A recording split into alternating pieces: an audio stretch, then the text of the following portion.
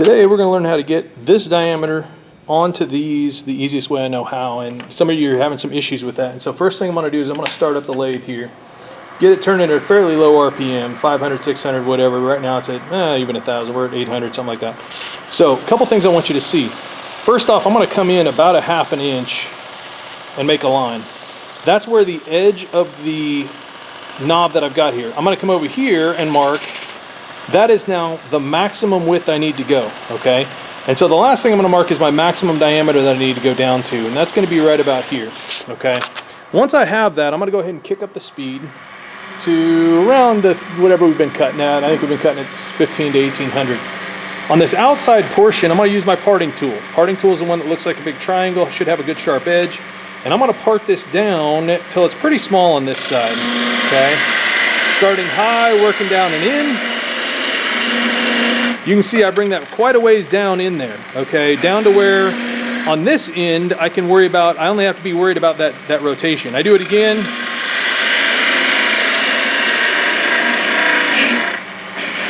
And that just cleans that up. Now I could go a little farther. You can see the pencil line's still there. I'm gonna leave that so it gives me some extra room if I need. I'm gonna do the same thing on this side, but I'm not gonna go very far in. I'm just going to start the cut, and I'm gonna go a little inside of it. Notice on this side, I've got to walk myself down there, right? Now, as I walk down, here's the deal. I need to be a certain diameter. I happen to know that diameter because it is on the paper that I gave you. Now, when I find that diameter, I'm going to get a set of calipers. I'm going to set that set just a shade bigger than the actual diameter. Some of you had to do recalculations. Make sure you use your recalculated diameter. What I'm now going to do is right here at my widest point, obviously this doesn't slide on there yet, right? So at my widest point, I'm going to start getting the diameter of this. So I step it down. I'm not there yet.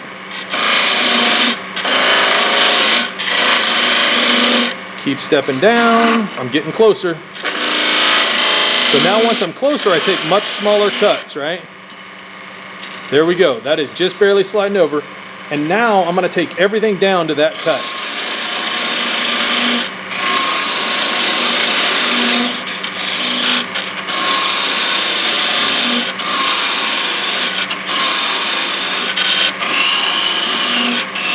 You can see very quickly I can go down to that diameter and not have to worry about overdoing it. Okay, so now the whole thing is approximately that diameter, right? So then I go to the next step. Slow it back down, get my pencil back out, and now I'm going to remark. And the remark is, this is my widest point, okay? This is my shallowest point. So now my shallowest point, I'm going to set my calipers to my shallowest side. So we'll stop this for just a second. Set these to my shallowest depth. Okay? And again, I'm going just a little over it. That way if I get my cut too aggressive. And so now I start my lathe back up, kick my speed back up. And at that shallowest part now, I'm going to work in, right? At that shallowest part, I'm now going to work in till it's down to the new diameter. And just a little bit of cut.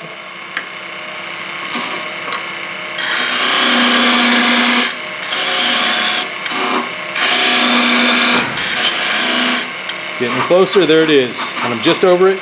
So now I know that that is the narrowest I need to go. Now I can go to my bowl gouge, or my detail spindle gouge, and now I can start rounding this off, right? So now I'm working on the detail of how this thing's gonna look. And since my pencil mark is here, I can leave that and know that I'm not going to cut any narrower or deeper than that.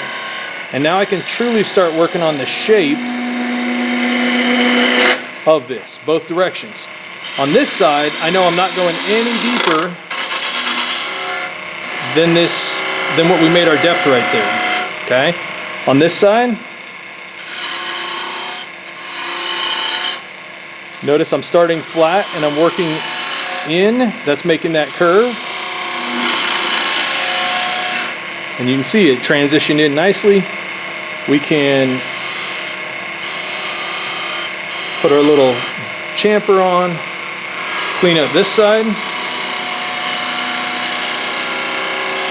And same thing, clean it up.